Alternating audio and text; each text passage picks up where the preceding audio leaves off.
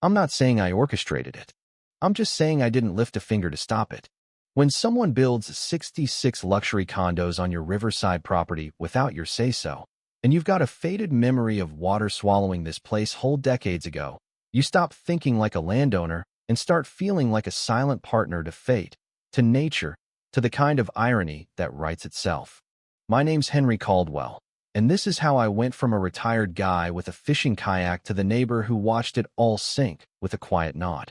But before I dive in, I want to know, what would you have done in my shoes? Seriously, let me hear it. For 25 years, I'd been living the kind of retirement most folks only dream about. My cedar cabin sat on the edge of Willow Bend River, nestled on 3 acres of the prettiest waterfront in Oregon. I'd left my job as a claims adjuster at 50, ready to spend my days fishing, reading, and keeping to myself. That peace shattered on a crisp October morning in 2023 when the rumble of heavy machinery shook my quiet dirt road. I thought it was just county work, maybe a new culvert or someone's driveway getting paved. Then I saw the parade.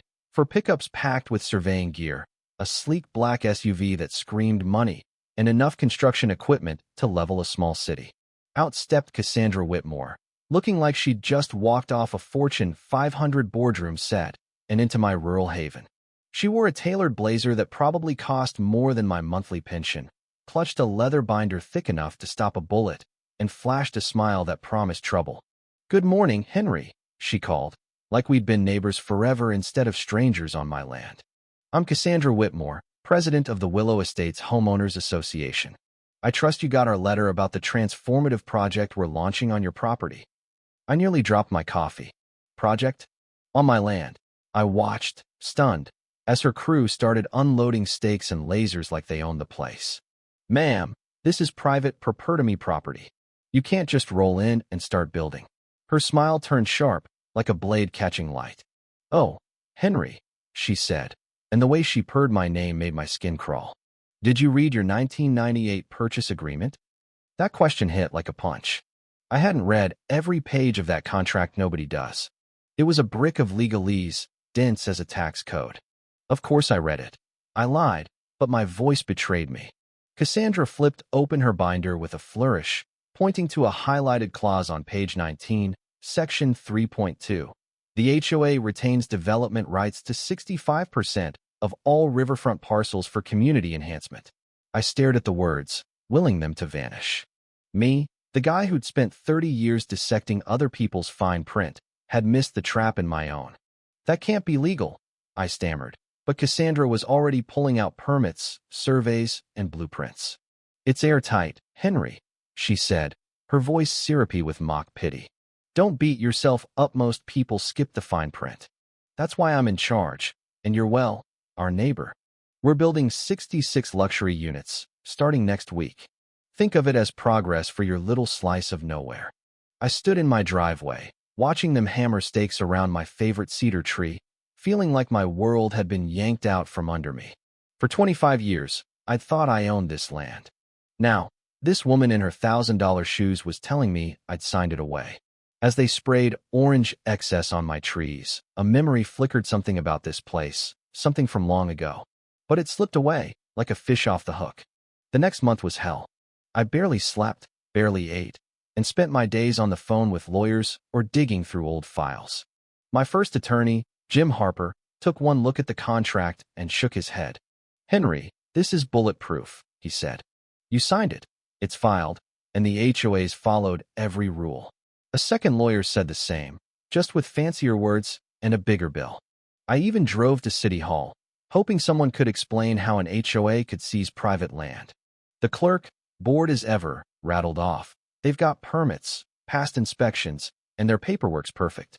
The city can't touch private contracts." Meanwhile, Cassandra's crews didn't waste a day.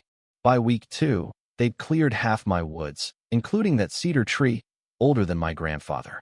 Watching them haul it away felt like losing a piece of my soul. Then Cassandra got personal. 3 days after the tree went down, I found an HOA violation notice on my door. My grass was 3.5 inches, not the new 2-inch max. $50.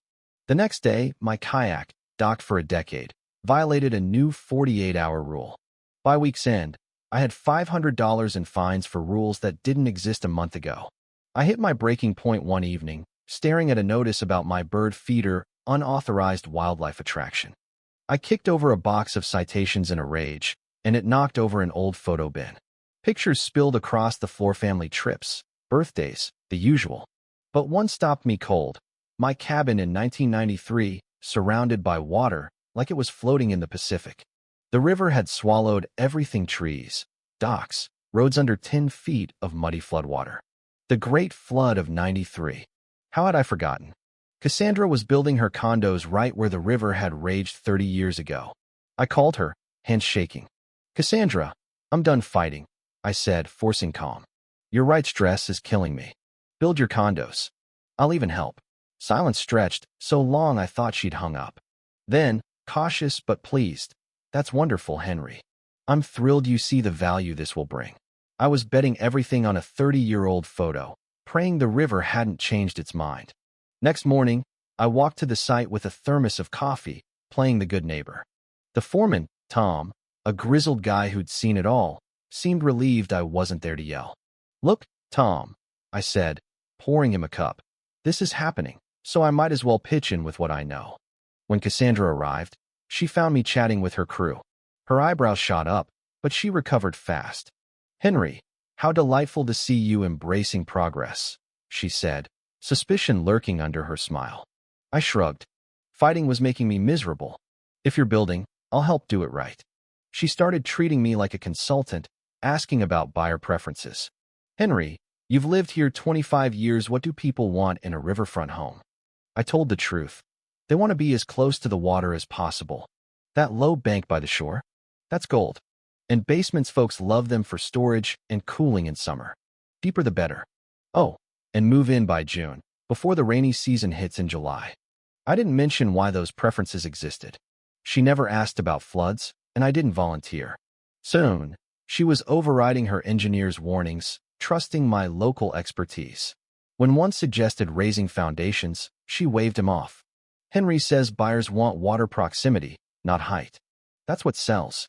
By spring, 50 units had foundations poured in the river's old path. By June 2024, Cassandra's Willow Grand was her ticket to glory. She was eyeing a county commissioner seat, and this project was her crown jewel. The grand opening was a spectacle. Caterers from Portland, a massive tent, the mayor, and news crews calling it Oregon's boldest development. Cassandra, in a pristine white suit, worked the crowd like a pro. "Willow Grand is the future of riverfront luxury," she declared, boasting of flood defenses rated for 500-year storms. I'd planned to stay home, but her talk of 30 years of weather data pushed me to act. I grabbed an envelope of 93 flood photos and strolled over, all smiles. "Cassandra, congrats." I called. I brought some history photos from the '93 flood. Thought folks might like a peek at the past. Her face tightened as she opened the envelope. The crowd buzzed, passing around shots of this exact spot under 10 feet of water. "When was this?" a buyer demanded. "Right here," another gasped. I played tour guide. August '93. The river rose higher than anyone thought possible. Old-timers said it was a freak. Cassandra rallied, climbing her stage. "These are ancient history," she insisted. "Modern engineering makes this impossible today." The crowd bought it, signing contracts as the mood swung back. But as I walked home, my phone pinged. NOAA alert. Tropical system forming off Oregon coast. Heavy rain possible in 10 to 14 days. The storm hit like a freight train. What started as drizzle turned biblical, stalling over Oregon, dumping water faster than the river could carry it. Cassandra's social media stayed chipper at first, just Oregon rain. But by day 2, her post stopped. 8 units had water in their basements. By day 3, the river rose 10 feet, matching '93. I woke to water lapping my porch steps. My cabin was high enough, but the condos weren't. By noon, 21 units had flooded first floors. By night, 45 had water to their second-story windows. Sirens wailed as families fled. Cassandra's final live stream was chaos. From a second-floor unit, she stammered.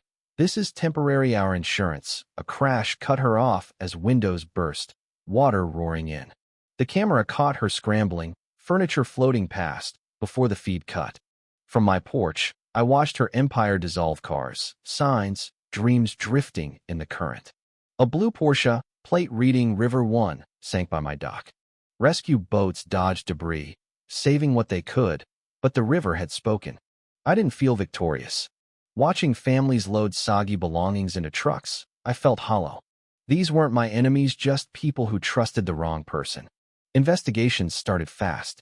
Feds found Cassandra had scrubbed flood data from reports, even ordering remove 1993 history in emails.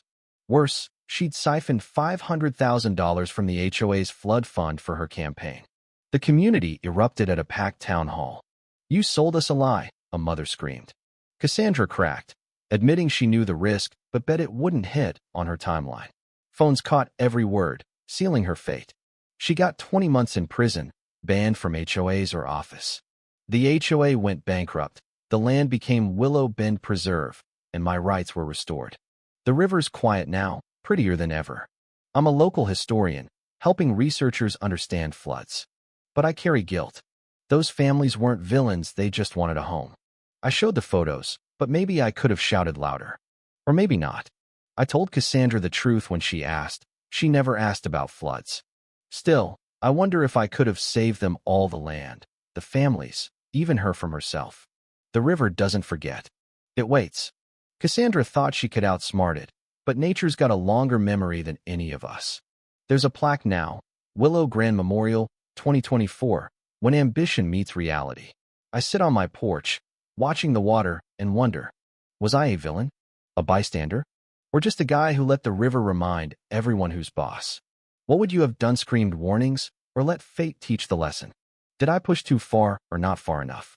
And how do you warn people when they're too busy dreaming to listen?